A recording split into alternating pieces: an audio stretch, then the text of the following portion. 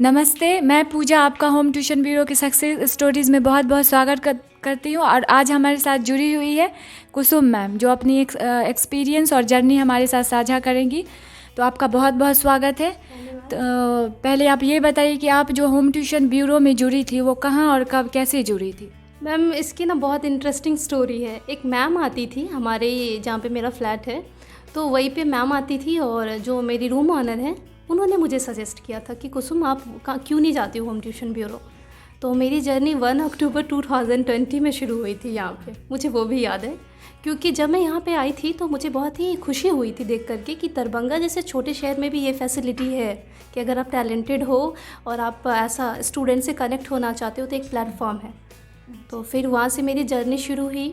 Within 1 week मुझे एक tuition मिला और मेरा एक्सपीरियंस भी अच्छा रहा। अच्छी फैमिली और अच्छे स्टूडेंट मुझे मिले थे।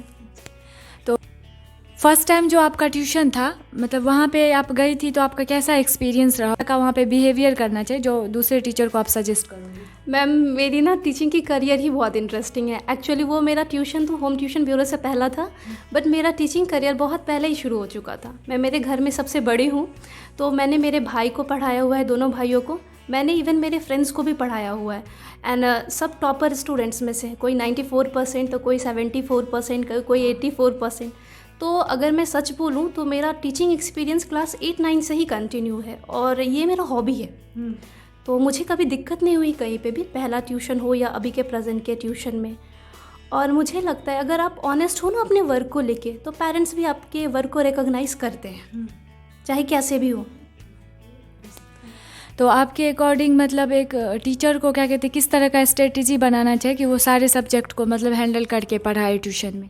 पहले तो एक टीचर को खुद अपडेटेड होना चाहिए और एक गुड लर्नर होना चाहिए। उसके बाद हर एक बच्चे को उससे मिलने के बाद उस टीचर को सोचना चाहिए कि इस बच्चे का पहले जो भी रहा हो, मुझे इसमें कुछ चेंजेस लाना है।